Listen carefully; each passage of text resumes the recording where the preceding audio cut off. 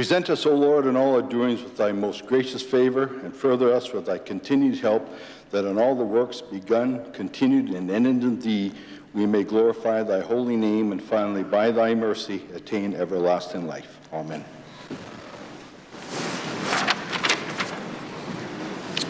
Introduction of guests. I would like to do an introduction. Joining us today in my gallery is Sharon Pratchler, Ombudsman and Public Interest Disclosure Commissioner.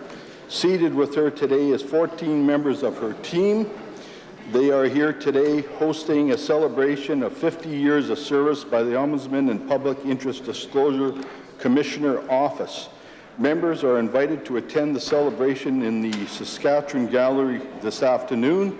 Please join me in welcoming them to the Legislative Assembly.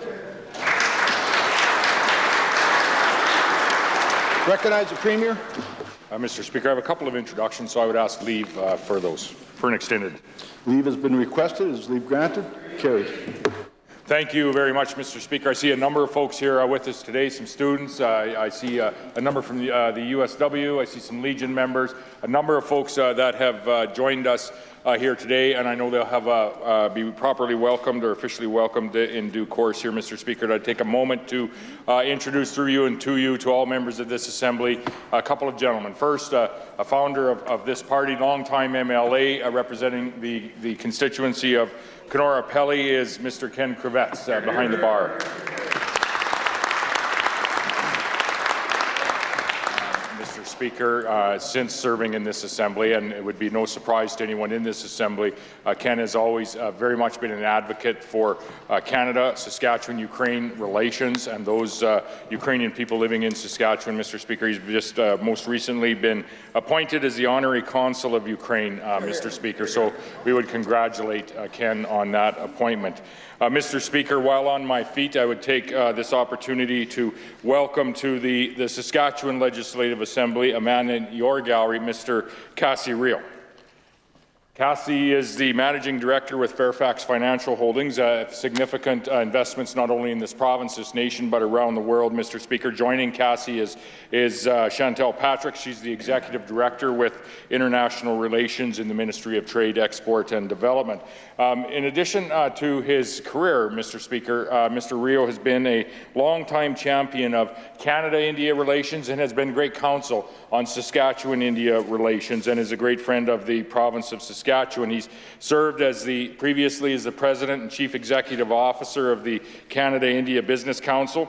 Last year, Mr. Speaker, we shipped to India about $1.4 billion worth of goods. There was agri-food products, there was potash, there was uranium, Mr. Speaker, and most notably on my most recent opportunity to visit India, Mr. Speaker, there was 1,000 air drills, Saskatchewan-built air drills that were bringing that innovation and technology to the agricultural community in India, Mr. Speaker, and so we are very much climbing the value chain with our relationship with all of the people of India. Mr. Speaker, our relationship is much deeper than just a relationship in commerce with this nation.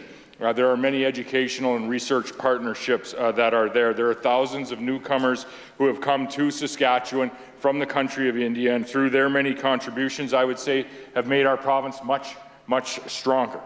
Mr. Speaker, in the years ahead, our partnership with India is only going to get stronger, and I'm very grateful for the advice and the guidance that has been provided by Mr. Rio and many others that he has introduced myself and members of the government to over the course of the last few years, and those relationships continue. So I would ask all members to join with me in welcoming two fine gentlemen, Mr. Ken Kravets and Mr. Cassie Rio, to the Saskatchewan Legislative Assembly.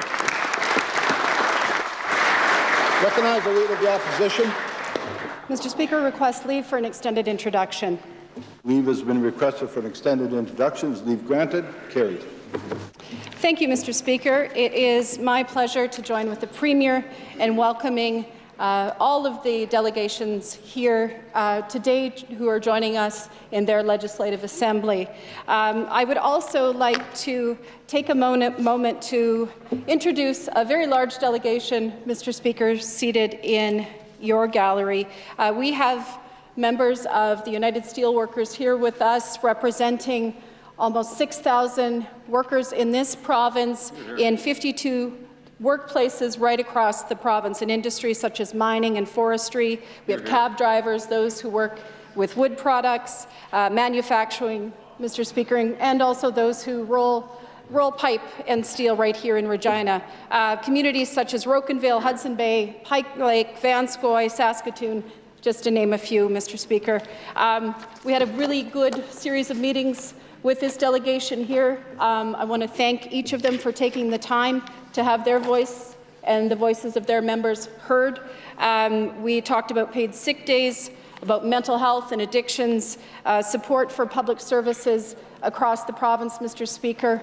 Certainly found a whole lot of common ground, and really have a lot of respect for this delegation and the work that they do in our province. I'd like to name by name. We have with us today District 3 Director Scott Lunny, District 3 staff. We have Mike Jura and Jesse Upal with us here today. From the big 5890 local at Evraz, we've got President Mike Day here, Brad Gibbons, Kimberly Roberts, Scott Treneman, Ryan McKenzie, and Brandon Shea Mutala. We also have staff members Darren Kruger and Patrick Vigneault here with us, my sometimes hunting partner up there. We have Tyler Hodgson from Vanscoy. From 5819, we have Paul Chevrier. We have Todd Hewlin from 7689. With us today, in addition from Saskatoon, from the 2014 local, we have our friend Malik Draz. We have Anzar Radwanda.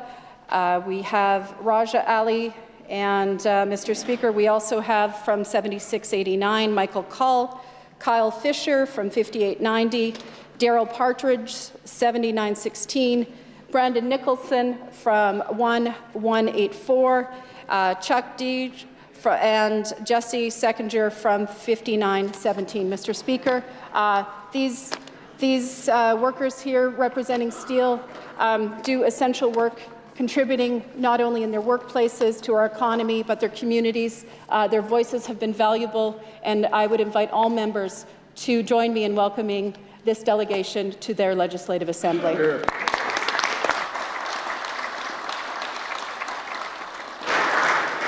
I'd just like to welcome all our guests here tonight. It's great to see many people come out. I just want to caution you not to take part in the debate, and that includes no clapping or obviously heckling or taking any photos, so thank you for coming out.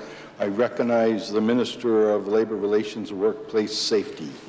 Thank you, Mr. Speaker. I'd like to join and welcome the members from United Steelworkers to the Assembly today. These are people that make an ongoing amazing contribution to our province. As the member opposite said, these are people that are good community members, work hard, but they also pay taxes. They work in sometimes very adverse conditions, and they're the ones that often keep our province going and functioning when it must during some of the worst and difficult times of our weather. And these are people that are a significant part of the economy of the province. These are people that pay taxes each and every month, and I'm glad to see that these people have come to the legislature today. I understand they're going to be meeting with a number of different MLAs on both sides of the House. We welcome those kind of discussions and that kind of input. It's often seen as, oh, well, we've done our perfunctory role. Well, the MLAs want to hear those things. They want to understand what issues are being raised. They may not agree with everything, may not agree with them all at the same time. But, Mr. Speaker, those are something that are important, and they often form the basis of policy going forward. So I want to welcome them here today and make sure that as we go forward that they should know that they are welcome in their assembly anytime, Mr. Speaker. Recognize the member from Saskatoon Fairview. Thank you, Mr. Speaker. I would like to join in with the Leader of the Opposition and the Minister opposite in welcoming this group of steelworkers here today. In particular, I want to welcome a good friend, Malik Draz, who has been organizing cab drivers in this province for a decade now, maybe even longer than that, Mr. Speaker. I want to thank him for his dedicated community leadership, all of the work that he has put in over the years, his resilience to resistance, and just a determination that I think we can all learn something from. In addition to that, he's quite involved with his local community, is a strong volunteer, and organizes like no one else. So I do want to thank him for his attendance today, as well as Mr. Azar Rondawa, who has been a constituent of mine, gave me advice as of I think back in 2017 on the things that we needed to improve in the community. I want to thank him for his continued commitment, as well as welcoming all the steelworkers who are here today. Thank you, Mr. Speaker. Recognize Minister of Finance. Thank you, Mr. Speaker. It's truly an honour to introduce to you and through you to all members of the Assembly 45 awesome grade 12 students from Humboldt Collegiate in Humboldt.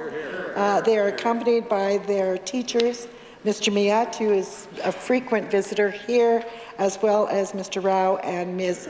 Lang Scott. It's truly an honour to have them here, and I'm looking forward to visiting them later. I have to say, Humboldt puts out some of the best students ever. So welcome to your Assembly, and I'm looking forward to our meeting.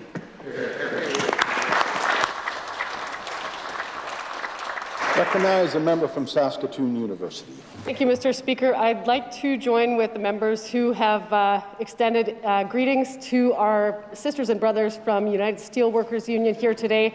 I myself am a proud steelworker, Mr. Speaker. I am a member of Local 5917. I want to extend especially a welcome to the local president, Paul Chevier, who's here with us today. Thank you for your leadership, Paul, and another special invitation to my union representative, Darren Kruger, who has been such a support to me in my workplace prior to my election, and certainly on the campaign trail. We so appreciate all of the efforts and the support that we receive from the steelworkers, and we're so delighted to welcome you here to your legislature. Thank you. Recognize the Minister of Parks, Culture and Sport. Thank you very much, Mr. Speaker. I request leave for an extended introduction. Leave has been requested for an extended introduction. Is leave granted? Carried. Thank you, Mr. Speaker. To you and through you, I'd like to introduce members of the Royal Canadian Legion Saskatchewan Command and the Army, Navy, Air Force veterans, or known as ANAVET units. I was so pleased to meet with them today and celebrate the Saskatchewan Veterans Service Club Support Program. Introduced in 2019-2020, the program provides grants for the improvement, projects, facility repairs and upgrades, operations, special events, programs, activities at the Veteran Service Clubs throughout our province. Mr. Speaker, what an absolute privilege it is to welcome these individuals to their legislature and thank them for their tireless work on behalf of our communities and our Veteran Service Clubs. We have representatives here in the gallery today, and I ask the members to withhold their applause until I go through the list. Representing the Royal Canadian Legion, Carol Peterson, President, Royal Canadian Legion, Saskatchewan Command, as well as Carol's husband, Roger, who is also in attendance today.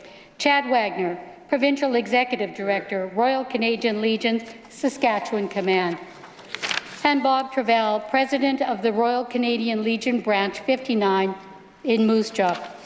Representing ANAVETS, I'd like to welcome ANAVET Moose Jaw Branch 252, President Don Perlington, and Ronald Roy, who serves as Sergeant-at-Arms for ANAVETS Moose Jaw Branch 252.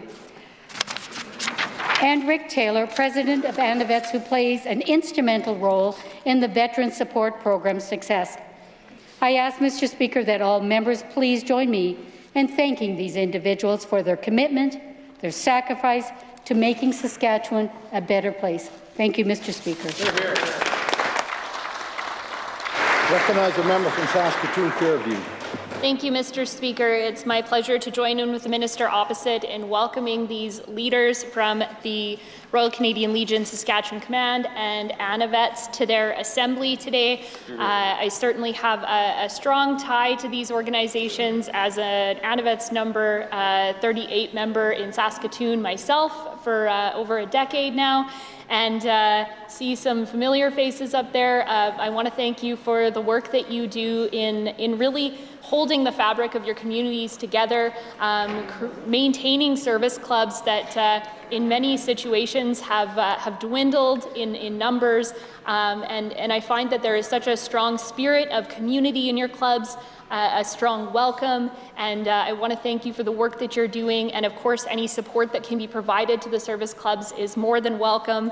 I want to join with the Minister in welcoming you to your Assembly here today.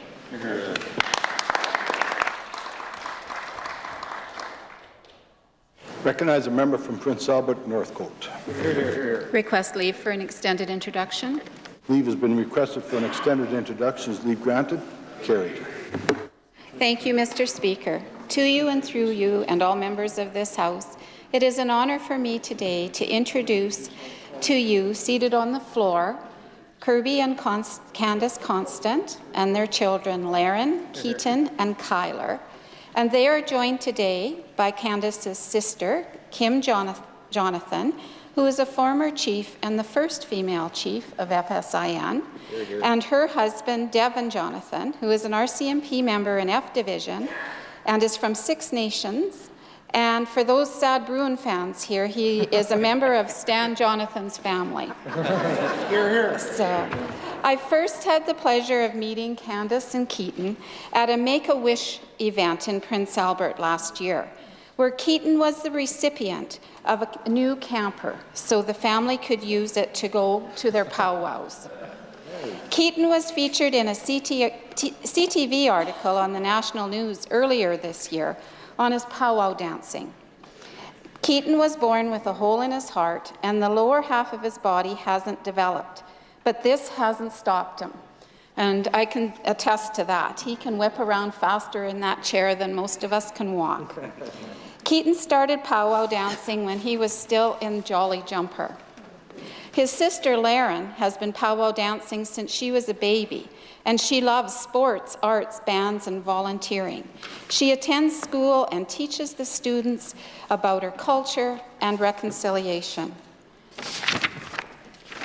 Kirby and Lara and Keaton just returned from a gathering of nations in Albuquerque, New Mexico, where Keaton was called out and gifted with an eagle feather. Kyler is just starting powwow dancing. He was 11 months old when he was diagnosed with aplastic anemia and needed a stem cell transplant. Laren became a donor for her brother, and during the many stays at the Ronald McDonald House, Laren had the wonderful idea to give back, and her family signed up to cook meals for other families in need. Despite challenges of their own, the entire Constant family gives back in any way they can. I was so honoured to be able to present Laren and Keaton's with Queen's Jubilee medals for the work that they do and the teaching and wonderful role models they are for reconciliation. Mr. Speaker, I ask all members to join me in welcoming Kirby, Candace, Laren, Keaton, Kyler, Kim, and Devin to their Legislative Assembly. Thank you. Recognize a member from Saskatoon Fairview. Thank you, Mr. Speaker, and I'd like to join in with the member opposite on behalf of the official opposition and welcome this family to their Legislative Assembly today. In particular, I want to congratulate Laren and Keaton on their Queen's Platinum Jubilee medals, thank them for their work toward reconciliation, as well as acknowledge the family presence and leadership that is involved here, and thank Kim Jonathan for her leadership as well, and just welcome on behalf of the official opposition to your Legislative Assembly.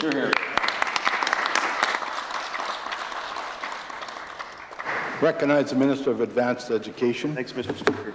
Mr. Speaker, everyone in the Assembly knows that to be an effective MLA, you need a good constituency assistant, Mr. Speaker, and I happen to believe I have one of the best constituency assistants in the province. Mr. Speaker, in the West Gallery, Sarah Briggs is with us today, Mr. Speaker. Mr. Speaker, she does a lot for me to make sure that my office runs well and as a great support.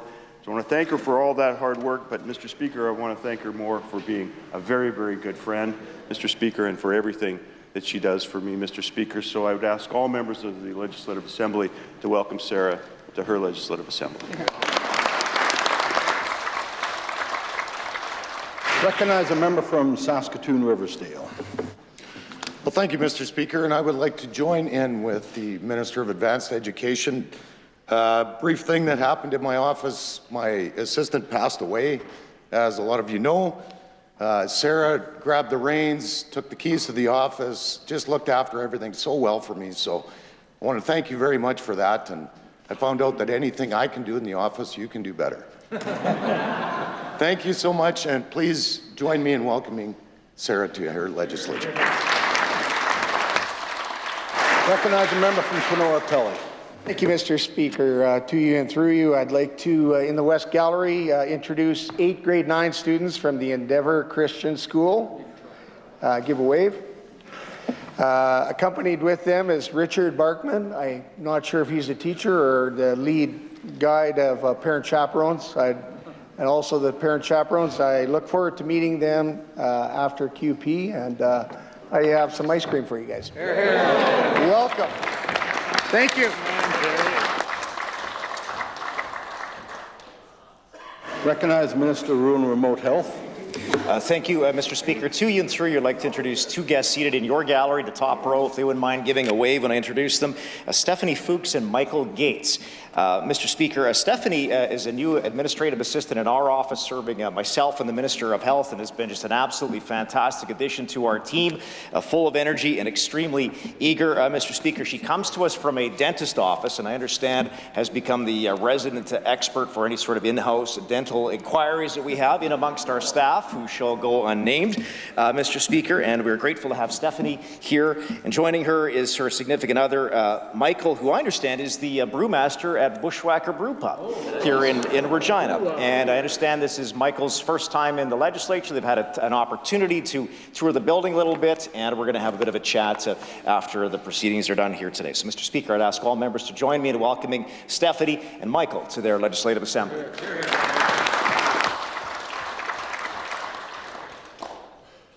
Presenting petitions, I recognize a member from Saskatoon Eastview. Thank you, Mr. Speaker. It's an honour to again present a petition to this Assembly calling for adequate funding for education. Those who signed the petition today would like us to be aware that education funding included in this year's provincial budget is wholly inadequate and will lead to cuts in the classroom again. Today, I'd like to highlight that Saskatchewan teachers say that they're baffled by this government's disregard for students. STF President Samantha Beacott says, quote, "Government either doesn't understand the issues or doesn't think that they are important." Mr. Speaker, it's important to note that this year's failures come after nearly a decade of declining per-student funding in our school divisions describe a system that's already been cut down to the bone. Hear, hear. I'll read the prayer. We in the prayer that reads as follows respectfully request that the Legislative Assembly of Saskatchewan call on the Government of Saskatchewan to provide adequate, sustainable and predictable operating funds for our 27 public and separate school divisions to ensure that schools, teachers and other caring professionals are able to meet the needs of every student in Saskatchewan. Today's petition is signed by residents of Foam Lake, Outlook and Saskatoon. I do so present. Here. Recognize a member from Cannington. Here. Thank you, Mr. Speaker.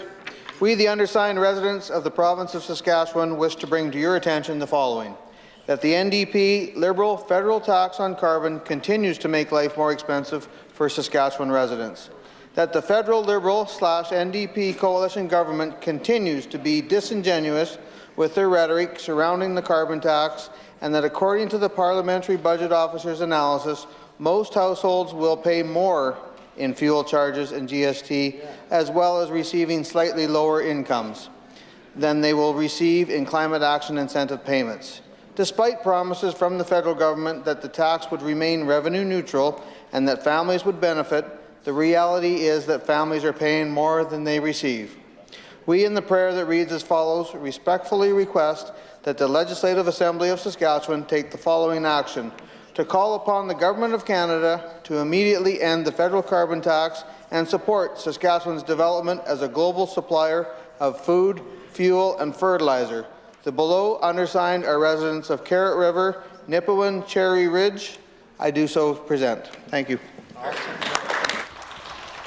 Recognize a member from Saskatoon-Mewasin. Thank you very much, Mr. Speaker. I rise today with a petition calling on the government of Saskatchewan to enshrine duty to consult into provincial law. We, the undersigned residents of the province of Saskatchewan, wish to bring to your attention the following. The government of Saskatchewan is currently selling off and offering long, 33-year-long leases of Crown lands that have been used by Indigenous and non-Indigenous communities for ceremony, agriculture, hunting, fishing, trapping, medicines, and recreation. Without clear duty to consult legislation in place, the government of Saskatchewan alone is responsible for recognizing when the duty to consult is triggered, contributing to a lack of engagement with First Nations and Métis communities with little accountability for the provincial government, often ending in lost court battles. Mr. Speaker, Saskatchewan has only 10% of all of our Crown lands left and is a growing province, and the unoccupied Crown lands we do have left need to be protected for First Nations and Métis people to exercise hunting, fishing, trapping, and gathering rights. I'll read the prayer. We, in the prayer that reads as follows, respectfully request that the Legislative Assembly of Saskatchewan call on the Government of Saskatchewan to immediately stop the sell-off of Crown land and enshrine duty to consult into law by enacting meaningful duty to consult legislation. Mr. Speaker, the undersigned residents reside in Ituna, Melville, and Whitewood. I do so present. Recognize a member from Saskatoon-Fairview. Mr. Speaker, I rise once again to present a petition to the Legislative Assembly of Saskatchewan to act on a suicide prevention strategy. These citizens wish to bring to our attention that it's been 2 years since the Saskatchewan Strategy for Suicide Prevention Act received royal assent on April 30th, 2021, and that the ministry is required under the Act to consult with community organizations to develop a suicide prevention strategy.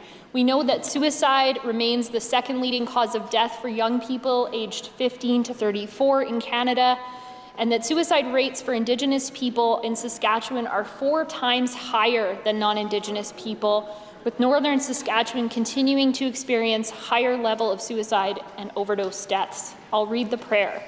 We, in the prayer that reads as follows, respectfully request that the Legislative Assembly of Saskatchewan call on the Government of Saskatchewan to immediately work with community organizations and leaders in the North to develop Saskatchewan's suicide prevention strategy.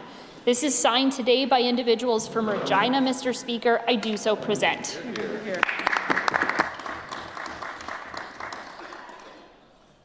Reading and receiving petitions, statements by members. I recognize a member from Saskatoon-Mewasin.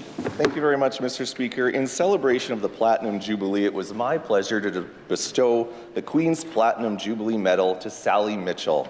Sally Mitchell is the first openly gay marriage commissioner registered with the province of Saskatchewan. In 2011, several marriage commissioners in Saskatchewan surrendered their licenses to perform marriages when the legal system required them to perform same-sex marriages. Experiencing significant prejudice while planning her own same-sex marriage, Sally realized there was a great need for queer-friendly marriage commissioner services. She penned an impassioned letter directed to the Provincial Marriage Unit explaining the importance of representation and inclusion amongst service providers for marginalized communities. The province acknowledged her plea, and she was granted the privilege of becoming a marriage commissioner in Saskatchewan. Sally established Your Ever After, a business that celebrates the love of all people with joy, free from discrimination. She has since married over 1,000 couples in Saskatchewan. Sally used her personal experience of being discriminated against so others could avoid mistreatment during a time when they deserve to be upheld. I am proud to call her a friend, a constituent, and a worthy recipient of the Queen's Platinum Jubilee Medal for Education, Social Services, and Diversity. Sure. Recognize the member from Saskatoon Northwest. Mr. Speaker. Mr. Speaker, every May we celebrate Jewish Heritage Month in Canada. And this year, we're proud to proclaim Jewish Heritage Month here in Saskatchewan. Jewish Heritage Month recognizes the contribution, the history, and legacy Jewish Canadians have made to our province and to our country. Jewish people have called Saskatchewan home for more than a century, predating the province joining Confederation in 1905. Early Jewish immigrants helped build our province by establishing farming communities and helping create a life for those who live here today. Jewish Heritage Month is a month of celebrating, but it's also a month of remembering. In Saskatchewan, Mr. Speaker, there's no room for any form of discrimination and abuse. That's why in December 2022, the Government of Saskatchewan adopted the International Holocaust Remembrance Alliance definition of anti-Semitism. This is one step in ensuring that our Jewish community feels safe and feels heard. Saskatchewan's provincial motto reads, "From many people's strengths," and our government will continue to celebrate our rich cultural diversity and support all those who call our great province home. Please join me in thanking the Saskatchewan Jewish community for the contributions they've made in our province and wishing them a happy Heritage Month. Hear, hear. Recognize a member from Regina Douglas Park. Mr. Speaker, I rise in the House today to recognize the Saskatoon District of Labour Council and their most recent banquet celebrating the successes of labour in our province. This past February, the Saskatoon District of Labour, through their Labour Community Service Awards, had the opportunity to recognize Sun employee Crystal Wallman. The 2023 Labour Community Award, through their partners, recognized the importance of celebrating labour's contributions to the health and well-being of the community. Through this award, an individual's outstanding service and dedication to their communities through volunteer work can be celebrated. By honouring their leaders, the goal is to inspire others and nurture leadership to those who are willing to follow and become future leaders in our communities and the labour movement. Mr. Speaker, I ask all members in joining me to recognize the SDLC and the important work that the labour movement continues to do in our communities. Thank you. Recognize the member for Moosomin. Thank you, Mr. Speaker. It's another great day in Saskatchewan, and in particular in the Moosomin constituency. Spring is here, the sun is shining, and the town of Grenfell is officially getting a new nursing home. The 33-bed home will include 2 spa tub rooms, a commercial kitchen, common living and dining spaces, administrative areas, a maintenance garage, and parking stalls. With construction scheduled to begin in the summer of this year, with substantial completion by late next year, residents can start to get excited about this project that's been in the works for a while now. A key priority will be encouraging the use of best value local suppliers, subcontractors, and labour. Residents of the Grenfell Pioneer Home, which closed in 2018, were relocated to nearby facilities. These residents will be offered the first opportunity to move into the new home once it's complete. Mr. Speaker, I'd like to thank the Ministries of Sask Builds and Rural and Remote Health for getting this project rolling. I'd also like to thank the good people of Grenfell for their patience. I know you're going to get a lot of great use out of this facility for decades to come. Keeping our seniors close to home and their home communities and providing a safe and supportive environment is yet another example of growth that works for everyone. Recognize a member from Moose Jaw Wakamu. Thank you, Mr. Speaker. This year, the province will provide another $1.5 million for the Saskatchewan Veteran Service Club Support Program.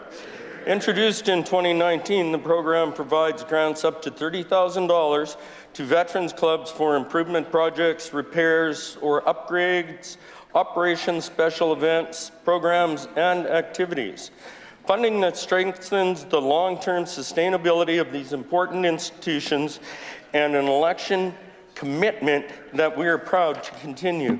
Mr. Speaker, since the program's inception, over $3 million has been provided funding 235 successful projects throughout our province.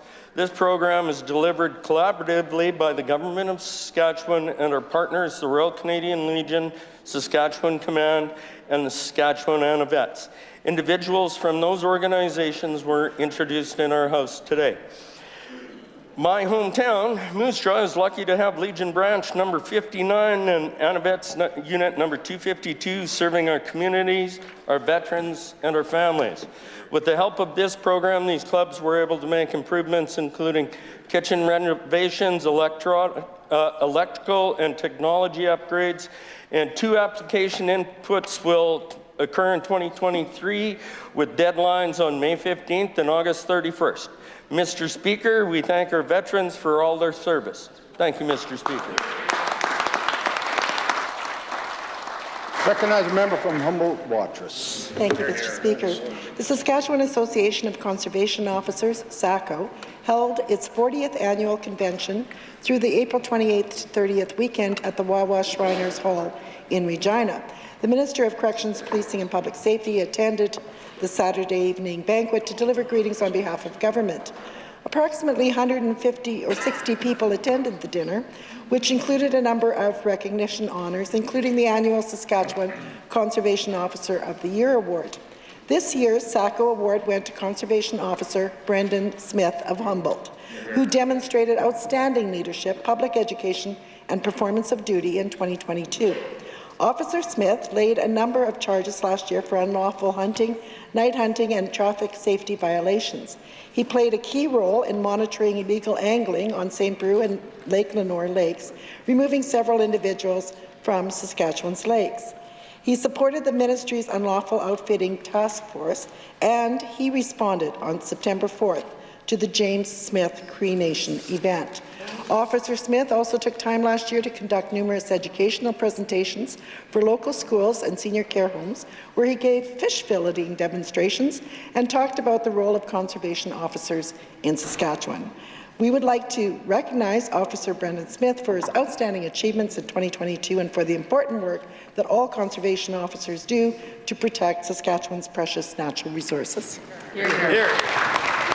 Recognize a member from Martinsville-Warman. Mr. Speaker, it feels like Groundhog Day when things appear to be recurring in the exact same way day after day after day. Yesterday, we learned the NDP opposition can't seem to keep a consistent position on important issues like liquor laws. The NDP SLGA critic said he supports this change, while the member from Newtana opposes it. Now we learn they can't keep a consistent message when it comes to the Firearms Act. Bill 117 passed in this Assembly unanimously, with all members present voting in favour.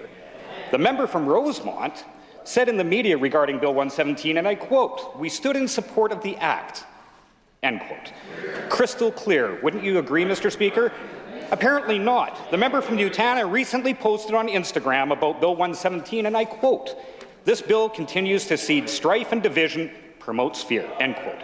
She opposes municipalities being able to allow alcohol consumption in parks. She opposes her own colleagues how they voted on the Firearms Act. And she opposes the federal rights of lawful firearms owners by siding with the Liberal NDP coalition who want to take away those rights from Saskatchewan people. Mr. Speaker, Mark Twain once said, "If you don't like the weather, wait 5 minutes, it will change." I think you could say the same thing about the NDP's position on just about anything. Question period. I recognize the Leader of the Opposition. Mr. Speaker, this tired and out-of-touch government is failing to deliver when it comes to health care. And nowhere is that more apparent than when it comes to our intensive care units. Right. Hallway medicines with blanket forts instead of real rooms and 4 walls, chronic short staffing that nurses say leaves us in, quote, total system collapse. Does the Premier accept any responsibility for the state of our healthcare system and for how much worse things are under his watch? Recognize the Premier. 90 million, we're putting that. Thank you very much, Mr. Speaker. And I thank the member opposite for what is a very important question, Mr. Speaker, with respect to the health care delivery that we have in community after community across this province.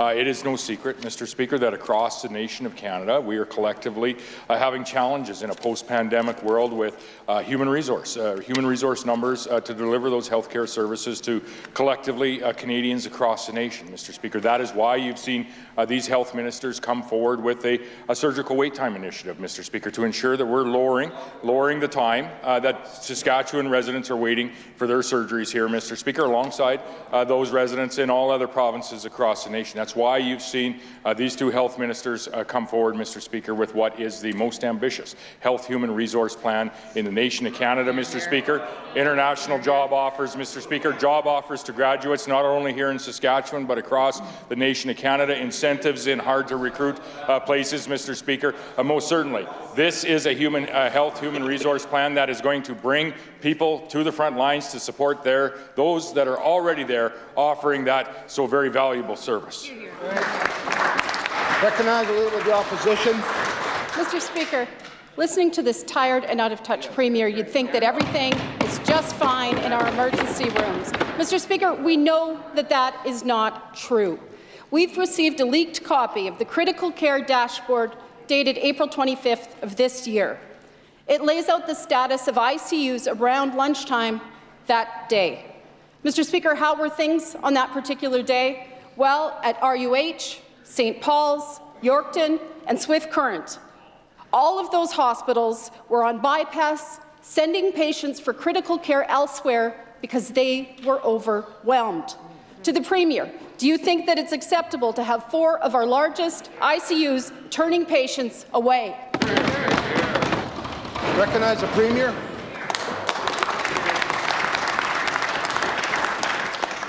This most certainly is why we brought forward such an ambitious human resource plan in the healthcare sector. This is why the Minister of Health was traveling internationally, Mr. Speaker, alongside the Saskatchewan Health Authority, alongside the Ministry of Health, as well as our immigration department, Mr. Speaker, to offer positions, frontline healthcare positions, Mr. Speaker, to those in the Philippines, those in other areas across Canada, Mr. Speaker, to those that are graduating from Canadian universities, Mr. Speaker. We have are starting to show results, Mr. Speaker. Over 400 offers have been made. Those folks are landing in our province, offering those services, bringing that assistance to our front lines here today. Over 100 jobs have been offered, Mr. Speaker, frontline healthcare jobs to Canadian graduates, Mr. Speaker, that are coming to our province to ensure that, as I said, the collective Canadian challenge that we are seeing, a lack of human resources, a lack of people offering and supporting those in our front lines, Mr. Speaker, across the nation of Canada. Saskatchewan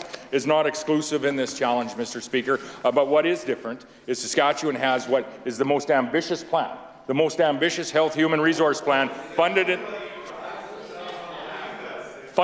in the most recent budget that was introduced on this floor, which will likely be voted off in the next week or so, Mr. Speaker. I like our chances in passing that funding to ensure that that human resource plan is going to come to fruition on behalf of the folks across this province.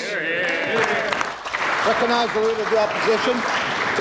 Mr. Speaker, memo to the Premier, it's not working, and some advice. It's past time you listen to healthcare workers who are begging to be part of those solutions. Mr. Speaker, I want to tell you a story that one of the steelworkers here today told me yesterday about where he lives in a rural community near a potash mine. When there's a medical emergency, people don't dial 911. They go to social media to see which local ER is actually open that day. Mr. Speaker, it's absolutely unacceptable. The ER closures are impacting communities large and small right across this province. Mr. Speaker, why does the Premier think that it's okay to keep that critical information hidden?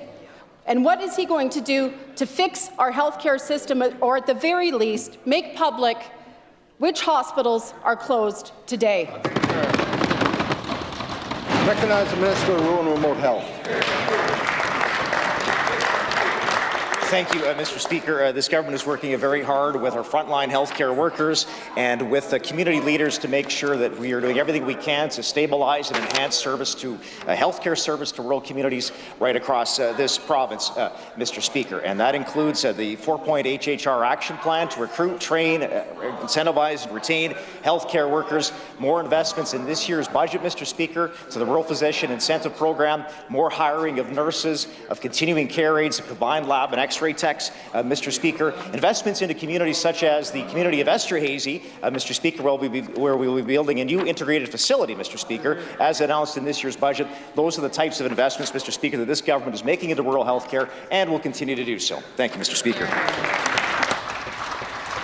Recognize the member from Saskatoon Fairview. Mr. Speaker, the leaked dashboard tells the story of a healthcare system in crisis. Every ICU in the province, except for Swift Current, relying on contract nurses to remain open and operational. Hospitals with no beds or ventilators for very sick patients. Hospitals with more critically ill patients than beds and not enough staff. And ICUs in Saskatoon, Yorkton, and Swift Current on bypass, unable to accept new patients. And sadly, none of this is an abnormal experience. When will the Minister of Health get to work on fixing the crisis in our hospitals, and when will he stop hiding the truth about the crisis in our hospitals? Recognize the Minister of Health. Thank you, Mr. Speaker.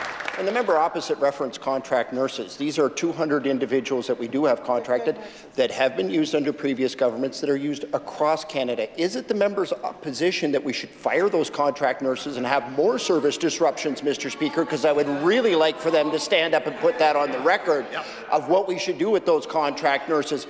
Mr. Speaker, as the Premier outlined, we have a very robust human resource plan. I'll give it to you by the numbers, Mr. Speaker. 550 new seats across 18 positions, 150 more nursing seats, 420 jobs by Filipinos who will be in the gallery tomorrow joining us, who have just arrived here from the Philippines, Mr. Speaker. 171 physicians in 19 months, 69 family doctors, 168 nursing grads from right here in Saskatchewan that have been hired since December, Mr. Speaker.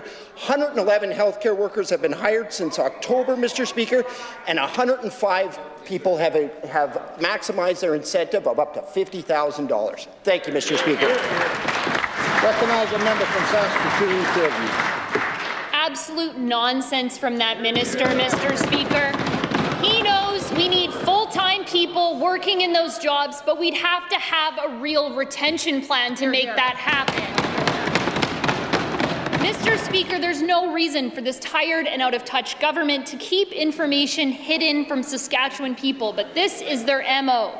Hide as much information as possible. Take down the family doctor directory in Saskatoon, send out hush memos to doctors and nurses, and hope that no one talks to the opposition or the media about how bad things really are in our hospitals. Why won't this tired and out-of-touch government tell Saskatchewan people the truth about the state of our hospitals and make this dashboard public? Hear, hear. Recognize the Minister of Health. Hear, hear. I'm not sure what they're talking about, the ICU hushed memo, Mr. Speaker. It's hidden right out there on the internet, Mr. Speaker. We update it every 5 minutes of what our hospital capacity is, Mr. Speaker. They can find that information. As I've identified, Mr. Speaker, there are pressures within our hospital system. Nobody is denying that. That's why we came up with a plan back in September. That's why we actioned that plan. We have more doctors on the ground than we had back then, Mr. Speaker. We have more nurses on the ground. We have the dollars in this budget, which I'm sure they're going to vote against, Mr. Speaker, because they just don't like growth. Mr. Speaker, it is very, very depressing to be able for them to run down our healthcare workers that are continuing to work all the time, Mr. Speaker, to be able to make sure that our healthcare system is running at its best. Thank you, Mr. Speaker. Recognize the member from Saskatoon Eastview. Mr. Speaker, this tired and out-of-touch government is failing to deliver on health care, and they're absolutely failing to deliver when it comes to publicly funded education too. Now, after being completely ignored by this Premier and that entire government, on Saturday, leaders in education are still warning that cuts are on the way. The president of the School Boards Association, Jamie Smith-Windsor, had this to say, quote, "Boards only received 0.7% increase operational funding. That's not enough to cover inflationary costs or enrollment. And so what that means for boards is cuts. Simple question. What does that minister think schools should cut?" Recognize the Minister of Education. Thank you very much, Mr. Speaker. I look forward to working with our school divisions and the SSBA over the coming months. Mr. Speaker, I'm looking forward to them bringing forward their budget submissions for the end of June, as the Premier has indicated, on top of the overall 6.7% increase in the education budget, Mr. Speaker, the overall 2.5% increase on school divisions, Mr. Speaker. Obviously, that's driven largely by inflation, by enrollment, Mr. Speaker. So we are seeing school divisions that have 3, 4, and up to a 5% increase in the case of Lloydminster, Mr. Speaker. With the Premier had indicated that in terms of enrollment, we will be sitting down with our partners and looking to see how that we can best support them, as we are seeing, much against the narrative of what you would hear from the members opposite, the fastest growing schools in over 20 years. Recognize the member from Saskatoon Eastview. Mr. Speaker, every time this minister stands in his place and speaks, he shows us how completely out of touch he is with the realities when I bring these words and these quotes here from school board officials who know they know what's going on, and he offers a 0.7% increase to their budgets. After inflation, that's a cut. And as Saskatoon Public Schools said last week, cuts will be required to balance the budget. School divisions don't want to make these cuts. Right. They're being forced to by that minister. Again, where does the minister think school boards should be making these cuts? Here, here. Recognize the Minister of Education. Thank you, Mr. Speaker. Mr. Speaker, I guess I find it interesting, Mr. Speaker, when we do make announcements in terms of what at the time is one-time money, Mr. Speaker, in the case of the $7 million EA fund, Mr. Speaker, or in the case of enrollment that we provided in November, Mr. Speaker, what school divisions say is, well, they can't count on one-time funding, Mr. Speaker, because they have ongoing costs. And yet, so then when we put it in the base of the budget, Mr. Speaker, apparently it doesn't count. Mr. Speaker, a 2.5% overall increase from budget to budget, Mr. Speaker, $2.04 billion, Mr. Speaker, on top of that $50 million in preventative maintenance and renewal, Mr. Speaker, which school boards used to have to find on their own through the tax rate, taxpayers, Mr. Speaker, before this government decided to fund PMR, which never existed under the members opposite, Mr. Speaker. $150 million in capital, $7 million in an EA fund, Mr. Speaker. We look forward to working with the school divisions based on the announcement that the Premier indicated earlier this week, Mr. Speaker, that there will be more additional funding coming. Recognize the member from Saskatoon Eastview. Now we've got an education minister taking to his feet, proving our point. Divisions are asking for adequate and predictable funding. Unbelievable.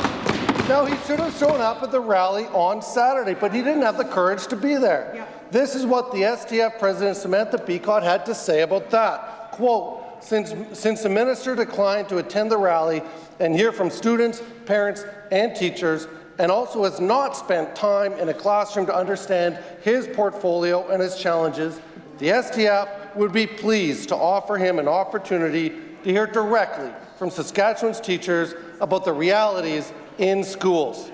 Will the minister take teachers up on their offer? You're here. Recognize the Minister of Education. Mr. Speaker, thank you. Mr. Speaker, if the offer is to meet with teachers, Mr. Speaker, I do that. Mr. Speaker, if the offer is to go in and sit in a classroom, Mr. Speaker, frankly, with all due respect, I don't think that's the place of the STF to presenting that the offer. I would think that I'd have to talk to a school division, Mr. Speaker, to do that. And so if that opportunity presents itself through a school division, Mr. Speaker, I'd certainly look to avail myself to that, Mr. Speaker. I would also note that the STF president called for $400 million. Yes. Is that the position of the members opposite? If the members opposite were to form the government next year, Mr. Speaker, would they provide a $400 million lift to the school divisions, Mr. Speaker? Is that the position of that member opposite and the Leader of the Opposition? Yes or no? Recognize a member from Regina University. Thank you very much, Mr. Speaker. There's a delegation of steelworkers here today meeting with members from both sides of the House to talk about the issues that matter to them. And here in Regina, when you're talking about steel, you're talking about Local 5890 out at Evraz. And as we all know, Mr. Speaker, the plant isn't as busy as it should be because there aren't enough orders and there aren't enough pipelines getting built. Right. So what is the plan from the Sask Party government to make sure that steel from that plant gets used in Saskatchewan projects to create Saskatchewan jobs? Here, here. Recognize the Minister of Trade and Export Development. I hardly know where to start, Mr. Speaker. This is an opposition that has stood up at every opportunity to vote against pipelines, Mr. Speaker. This is an opposition that has stood up at every opportunity to oppose the energy sector, Mr. Speaker. This is an opposition whose national leader has made it a condition of his support for Justin Trudeau to make sure that no further energy projects happen in this country, Mr. Speaker. The hypocrisy of these members is stunning. And I think, Mr. Speaker, that everybody in this province knows it very, very well. They have zero credibility on the economy, they have zero credibility on energy, and they have even less credibility when it comes to pipelines. Recognize the member from Regina University. Thank you very much, Mr. Speaker. The member opposite doesn't know where to start. How about getting a pipeline built to Tidewater after 16 years in government? Because, Mr. Speaker, the minister knows that everything he just said is dead wrong. We oppose the carbon tax, we oppose Bill C-69, the clean electricity standards, and this is serious, Mr. Speaker. The world is changing, and there's a realization that we need to refocus on manufacturing and build more here in North America. And these women and men make some of the cleanest steel, not just in Canada, but in the world. There is tremendous opportunity to tell this story and create good jobs here, using Saskatchewan steel manufactured across Canada and the continent. So what role, Mr. Speaker, does the minister see for steelworkers here in Regina being part of this resurgence of North American manufacturing? Hear, hear. Recognize the Minister of Trade and Export Development. You know what, Mr. Speaker? This is why they are laughed at when it comes to the economy. Everybody knows what their position is because they continuously vote to oppose pipelines, Mr. Speaker. They have had the opportunity in this House over and over and over again, and they stand up and they vote against the construction of pipelines. In addition to that, Mr. Speaker, what do? They invite Jagmeet Singh to speak at their fundraisers, Mr. Speaker. The individual whose entire reason for supporting Justin Trudeau is to make sure another pipeline in this country never gets built. This is why they have absolutely zero credibility on every economic file, and none more so than when it comes to pipelines in the energy sector. Recognize the leader of the opposition.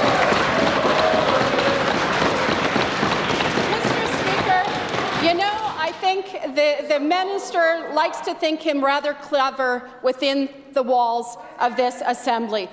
Everything that minister just said is a dead lie. Does he have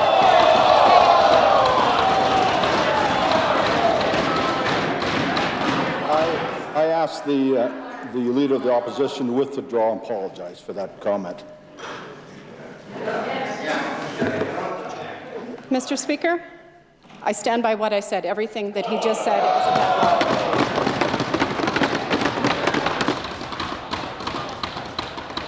I ask again, withdraw and apologize. One more time, I will ask the member of the opposition to withdraw and apologize. I'm afraid, Mr. Speaker, I have to draw a line. I will not withdraw. Here, here.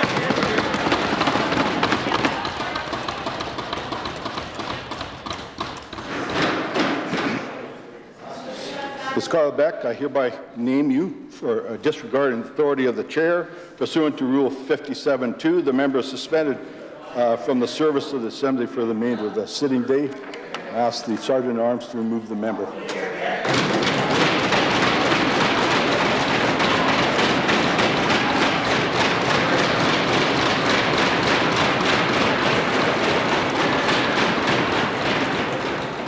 I recognize the member from Saskatoon University. Mr. Speaker, the cost of living crisis is hurting everyone in our province, and this tired and washed-up government is failing to deliver any cost of living relief whatsoever. Just last week, we spoke to tuition increases here in Saskatoon at the U of S, and here we are again, Mr. Speaker. The latest tuition increase at the U of R was announced last week, and students here in Regina will be paying another 4% for tuition this fall. Will the Minister of Advanced Education admit that his choices are forcing universities to make education more and more expensive for Saskatchewan students and their families? Recognize the Minister of Advanced Education. Mr. Speaker, a number of years ago, and I mentioned this in the House on a number of occasions, this government entered into a historical 4-year funding agreement with our institutions, Mr. Speaker, our post-secondary institutions, an agreement which was enthusiastically supported by those institutions, Mr. Speaker. One of the key factors in that agreement, Mr. Speaker, is capping tuition rates throughout the agreement, Mr. Speaker, and throughout the term of the agreement, Mr. Speaker. So, Mr. Speaker, the tuition rates that are capped within the agreement are the rate increases that have come, Mr. Speaker, consistent with the agreement that's been signed with the Government of Saskatchewan, Mr. Speaker. Mr. Speaker, as I mentioned before, we're currently in conversations, Mr. Speaker, internally and now with the institutions with respect to what a new 4-year funding agreement will look like, Mr. Speaker, and I can tell you that tuition caps within that new agreement will be a key factor in that agreement as well. Here, here, here. Recognize the member from Saskatoon University. Mr. Speaker, the opposition has been calling on the Sask Party government to open up that historical multi-year funding agreement with post-secondary institutions across our province and to adjust the 0% increases that institutions are saddled with both this year and the next. We've also called on this government to provide emergency funding to the U of R to address the especially concerning financial situation the U of R is facing. They're staring down 5% cuts across the board at the U of R. And now this week, we've seen the start of layoffs beginning. They're taking place as well this week, Mr. Speaker, about 20 positions so far to date. To the Minister, will he open up the MOU and will he provide the necessary increases to our institutions to avoid these unsustainable tuition hikes? And will he finally commit to provide emergency funding to the U of R to stave off deep cuts and job losses? Here, here. Recognize Minister of Advanced Education. Mr. Speaker, that's the first time I've heard that member stand up and ask that we open up the agreements, Mr. Speaker, and she knows, and I've said this on the floor of the Assembly a number of times, we're currently in conversations, Mr. Speaker, as to what a new 4-year funding agreement will look like with our institutions, Mr. Speaker. We understand how important this sector is to the economy, Mr. Speaker, to the future of the province. Make sure that the children and the kids that are attending those institutions are getting the best quality education that they can, Mr. Speaker. We're going to continue having conversations with our post-secondary partners to make sure that we're providing the right level of support to them to continue, Mr. Speaker. And I can tell you this, Mr. Speaker, the conversations that we're having now, Mr. Speaker, in terms of the leadership of those institutions, they've been very happy with the 4-year funding agreement, Mr. Speaker. Right. Certainly it's time to start talking about what a new agreement looks like, Mr. Speaker, and we're having those conversations. Yeah.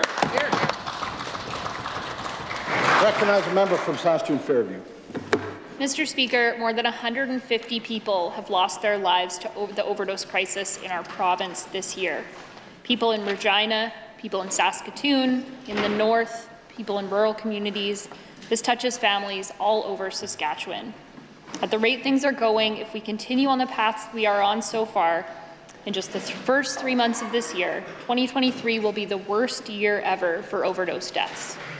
When will the Minister for Mental Health and Addictions finally act and bring in evidence-based measures that we need to address this crisis and to save lives? Recognize the Minister responsible for mental health and addictions.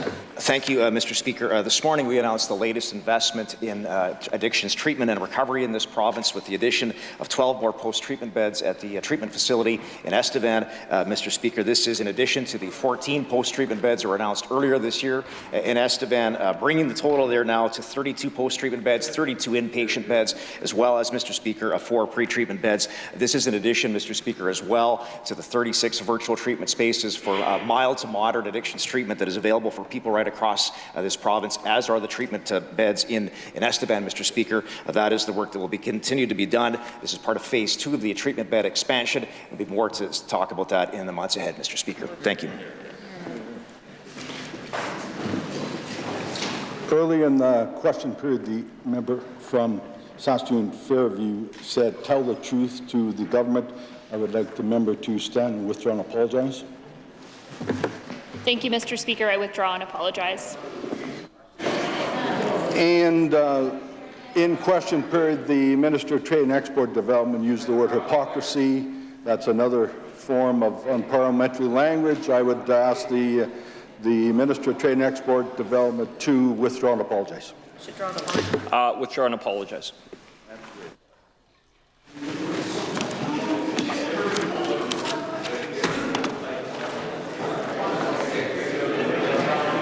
Ministerial statements, introduction of bills, presenting reports by standing and special committees, I recognize the Chair of the Standing Committee on the Economy. Mr. Speaker, I am instructed by the Standing Committee on the Economy to report Bill number 128, the Mineral Resources Amendment Act 2023, without amendment. When shall this bill be considered in Committee of the Whole on Bills? I recognize the Minister of Energy and Resources. I request leave to waive consideration in Committee of the Whole on this bill and that the bill now be read a third time. The Minister has requested leave to waive consideration in Committee of the Whole on Bill number 128, the Mineral Resources Amendment Act, and that the bill be now read the third time. Is leave granted? The Minister may proceed to move third reading. I move that the bill be now read the third time and passed under its title. It has been moved by the Minister that the bill be now read the third time and passed under its title. Is the Assembly ready for the question? Is the pleasure of the Assembly to adopt the motion? Carried. Third reading of this bill. Third reading. I recognize the Chair of the Standing Committee on the Economy. Mr. Speaker, I am instructed by the Standing Committee on the Economy to report that it has considered certain estimates and to present its fifth report, which includes the 2023-24 estimates. I move that the fifth report of the Standing Committee on the Economy be now concurred in.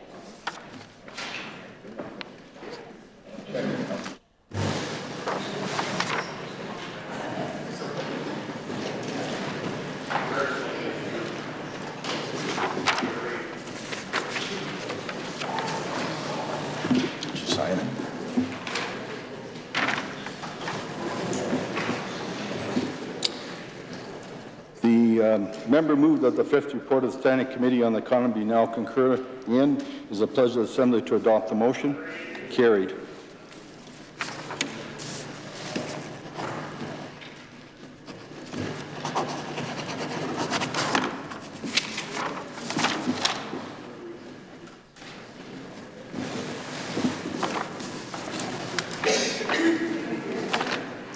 I recognize the Chair of the Standing Committee on Intergovernmental Affairs and Justice.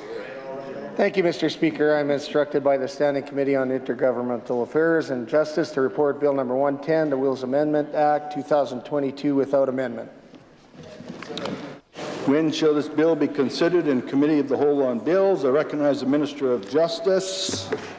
Thank you, Mr. Speaker. I request leave to waive consideration in Committee of the Whole on this bill and that the bill be now read the third time. The Minister has requested leave to waive consideration in Committee of the Whole on Bill number 110, the Wills Amendment Act 2022, and that the bill be now read the third time. Is leave granted? The Minister may proceed to move third reading. I move that the bill be now read the third time and passed under its title, Mr. Speaker. It has been moved by the Minister that the bill be now read the third time and passed under its title. Is the Assembly ready for the question? Is it the pleasure of the Assembly to adopt the motion? Carried. Third reading of this bill. Third reading.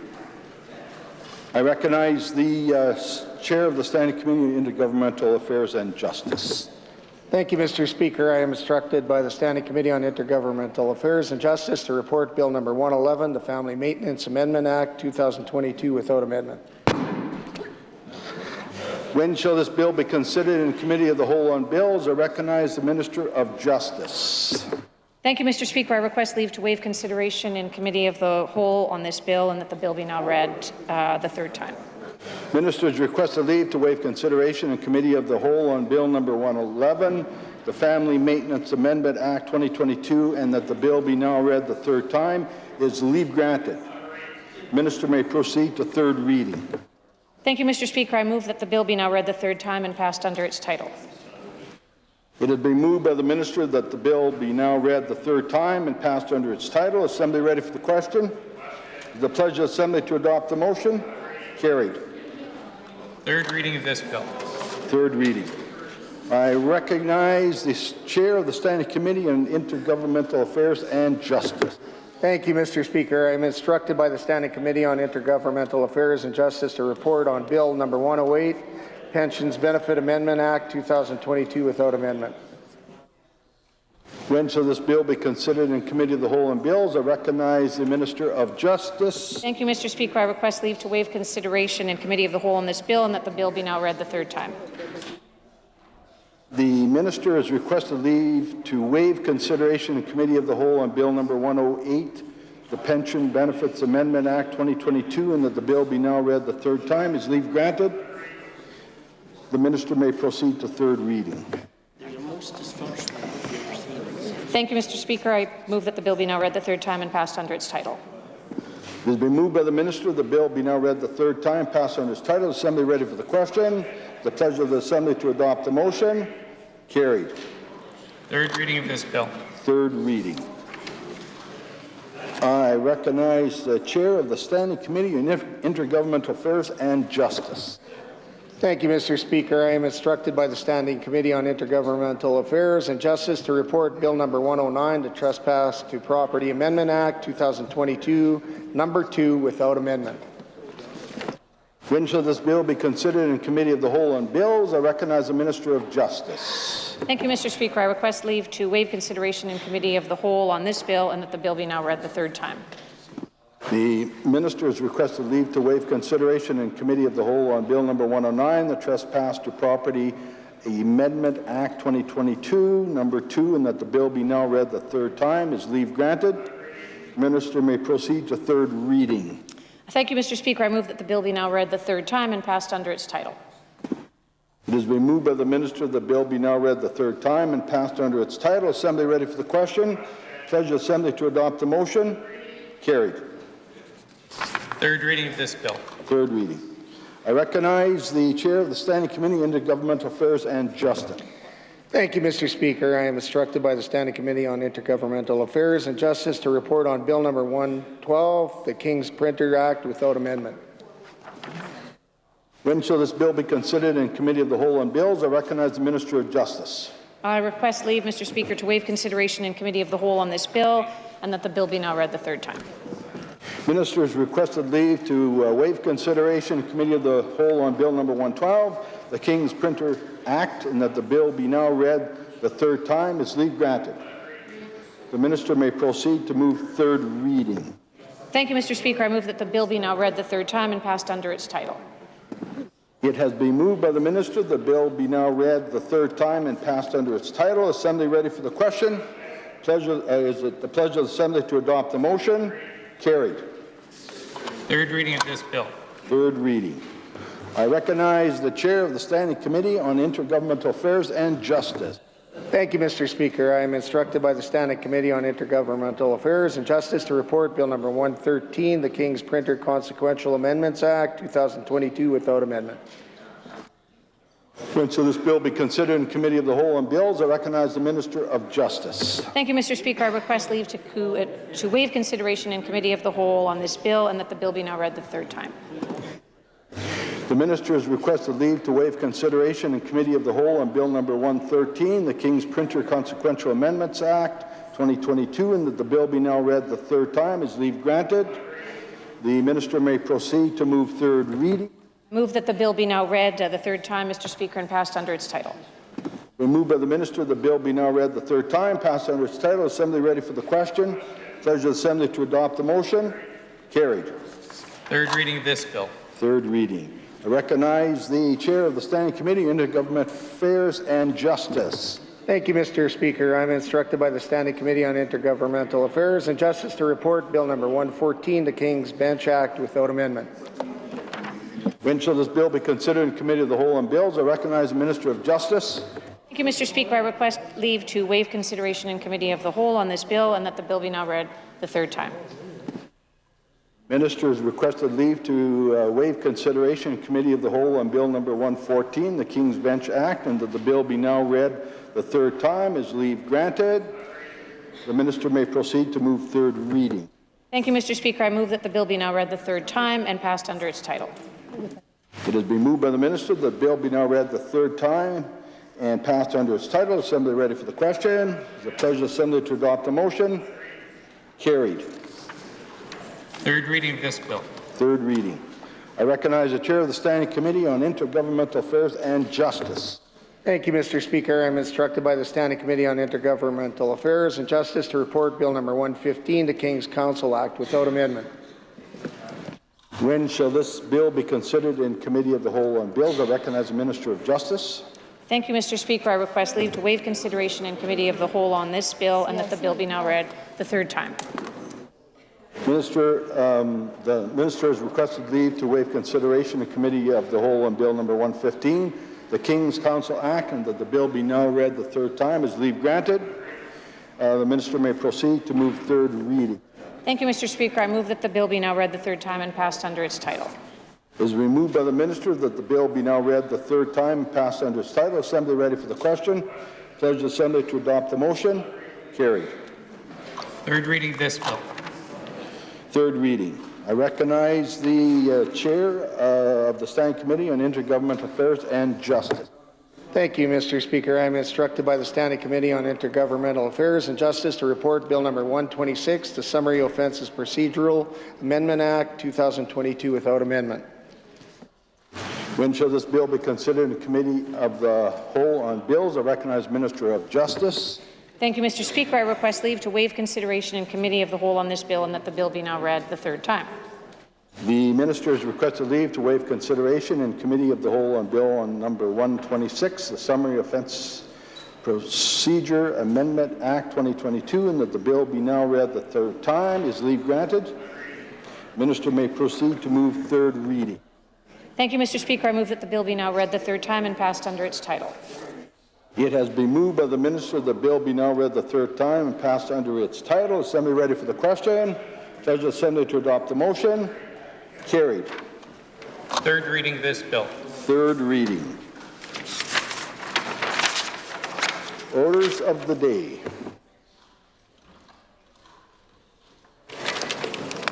Government orders, adjourned debates. Item number 1, resume debate on the second reading motion for Bill number 133, the Income Tax Amendment Act 2023. Is Ritchie. I recognize the member from Saskatoon East.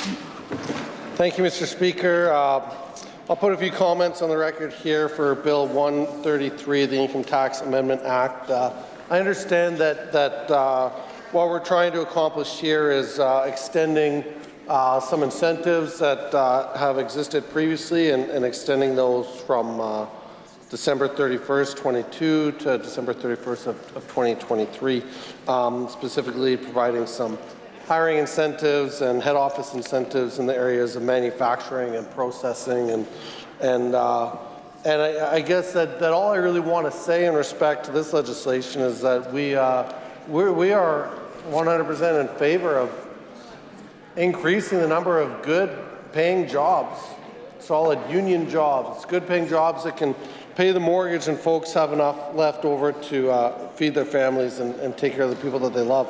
That's something that we've specifically seen some evidence during this Premier's time in office, where we're at the bottom of the pile in Canada, some of the worst job creation records in the country from the day he took office until today. And so we're absolutely in favor of seeing incentives like these that can attract workers, try and slow down that flow of out-migration, which again is some of the leading rates in the country of folks leaving our province looking for work elsewhere, and as well to retain the folks who move here from other parts of the world.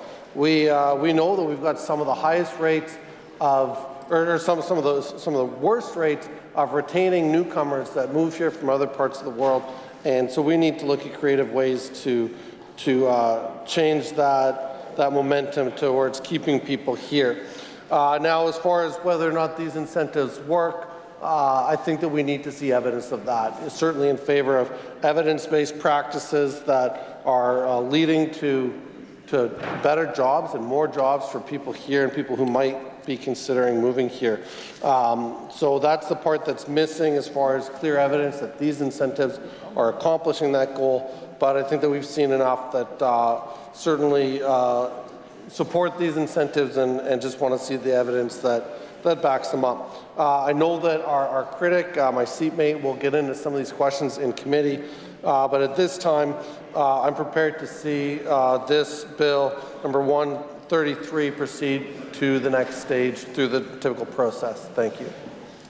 Question before the Assembly is a motion by the Minister that Bill number 133 be now read a second time. With the pleasure of the Assembly to adopt the motion. Carried. Second reading of this bill. To which committee shall this bill be committed? I recognize the Government House Leader. To the Standing Committee on Crown and Central Agencies. Bill stands committed to the Standing Committee on Crowns and Central Agencies. Government orders, adjourn debates. Item number 2, resume debate on the second reading motion for Bill number 134, the Education Amendment Act 2023. Ms. Saar. Recognize the member from Regina University. Thank you very much, Mr. Speaker. Pleased to rise today and enter some comments into the record on Bill number 134, the Education Amendment Act. You know, Mr. Speaker, it's an unusual piece of legislation when we look at the priorities out there in not just the province, but specifically within the education sector, Mr. Speaker. We're seeing a constant and chronic underfunding of education under this government. In fact, Mr. Speaker, if you go back and you look at the 16 years these folks have been in government, there's a sad record, and it's particularly sad, you know, for the Minister of Advanced Education, former Education Minister, Finance Minister, former Education Minister, for the Justice Minister, very briefly, former Education Minister, and for the Minister for CIC, also former Education Minister. But under them, per-student funding declined every single time. In fact, the last time per-student funding in Saskatchewan even kept up with inflation and growth. I'm not talking about investing above and beyond that, but I mean keeping up with growth and inflation. The former Minister Kravets was Education Minister, and that was, gosh, I don't even know, Mr. Speaker, 16, 14 years ago. Who knows?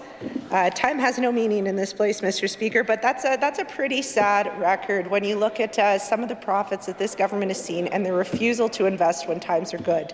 We're seeing that again, Mr. Speaker, while they're sitting on $1 billion, refusing to invest when times are good, when time and time again, anytime there's a bump in the economy, things are down, it's the first place that they go to cut. It's the last place they invest and the first place they go to cuts. You know, Mr. Speaker, yesterday I was at the Williston Basin Petroleum Show and had a gentleman come up to me. We were chit-chatting about some of the procurement issues that his business is facing, some challenges under this government. And this man, you know, works in the industry and is telling me he's moving his family to British Columbia because his kids, who he says, you know, are a bit of a handful, but by no means need any kind of intensive support or intervention, just as energetic, normal children, can't get any help or support in their classroom because their teacher is so overwhelmed with the size and complexity of their class. And he doesn't hold the teacher responsible, Mr. Speaker. No, he holds this government responsible. And so do thousands of people in this province. We saw this last weekend, Mr. Speaker. I believe it was the biggest rally that this building has seen since the late years of the Divine government, Mr. Speaker. Interesting historical parallel, and really just drives home how completely out of touch these folks are. You know, people respect, even if you disagree with them, even if they're mad at you, people respect you if you show up and you hear from them, you engage with them. We're all elected officials, Mr. Speaker, and sometimes we have to hear from people who aren't too pleased with us. And did a single member of this government show up? No. Are there thousands of citizens in the constituencies represented by every single member of this Assembly who are concerned about their public education, Mr. Speaker? Yes, they are. Yes, there are. And it was not particularly brave. In fact, it was the opposite of brave, Mr. Speaker, the fact that nobody would show up to hear from these people, because these are regular people, Mr. Speaker. The members opposite, you know, I've heard some of the spin. I've heard them take every opportunity they can to refer to the teachers as, union members, as somehow that denigrates the work that they do or the care that they bring to their profession. I've heard, members and their allies speculate about how, every single school board trustee is a partisan. Well, Mr. Speaker, I was a school board trustee myself. I was vice president of the SSBA, and let me tell you, Mr. Speaker, of the few hundred trustees in the province, I was one of 2 New Democrats, Mr. Speaker, and the only other person who I could look around those 100 people and be like, there's another New Democrat, was former Cabinet Minister Judy Bradley. So you look at the hundreds of people who serve as school board trustees in the province, and yeah, some of them do have political leanings, Mr. Speaker, and I would suggest humbly that not the majority, but a significant portion, if not the majority, support, or at least supported, the members opposite and their party, and that is changing, Mr. Speaker. And every single time these members stand up, they denigrate the education sector as simply being something that the NDP cares about. They lose more and more people in their own communities who see them for who they truly are. Now, Mr. Speaker, getting to the substance of this bill, it's again just an exercise in misplaced priorities and centralization of control. We've seen this under this government with their attempt to take over school boards. We've seen every effort made to push out local voices and to take over things that school boards are doing efficiently and effectively themselves.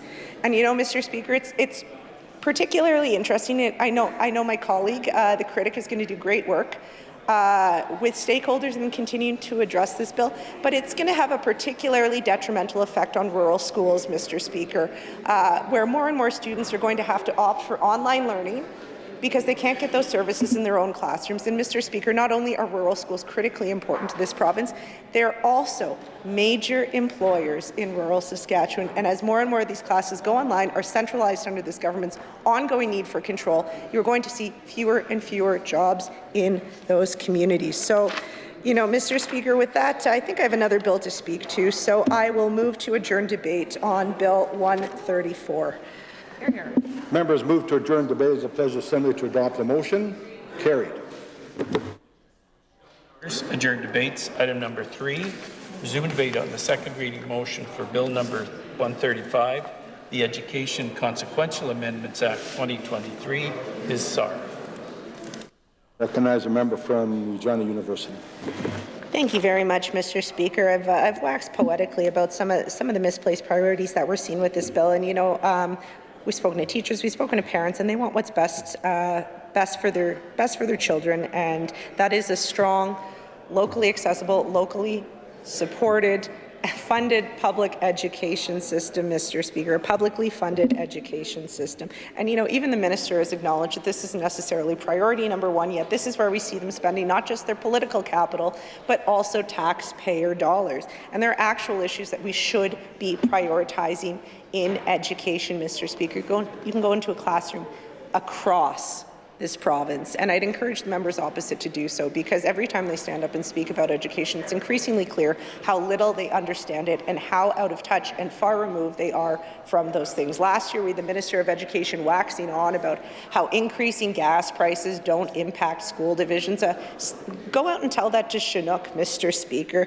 I have members opposite who are, proud of their record on education when this is the first government who hasn't funded the teacher's contract in history and continues to cut education and continues to show the people of Saskatchewan how little they prioritize children, the most valuable resource that we have. Mr. Speaker, our education funding is already at rock bottom.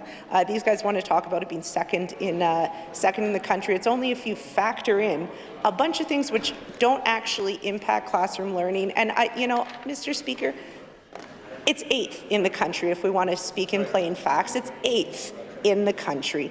And even using the numbers that they grapple to cobble together, I don't know how it's saleable out there to go out and tell somebody from Carrot River that actually their child's funding, the support that they're getting in that classroom is actually really high, because we've included the capital funding for a school in Regina, and that's really boosting the numbers in Carrot River. But oops, that school was over budget, and already over capacity when we opened it. Whoops, well, you know, maybe we're not going to talk about our capital record either. So, you know, Mr. Speaker, across the board, whether it's on capital, whether it's on planning, whether it's on support for ensuring that all schools have what they need, local voice and education, and empowered local communities supported to keep their families and their children there, educated, competing against the rest of the world, and set up for success as future citizens of this province, it's clear that this government just doesn't care. And with that, Mr. Speaker, I'll move to adjourn debate on Bill 135.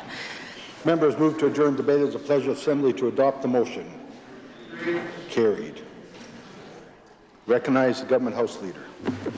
Thank you, Mr. Speaker. I move to adjourn the House. Government House Leaders move to adjourn the House. It's a pleasure of Assembly to adopt the motion. Carried. This House now stands adjourned till 10 a.m. tomorrow.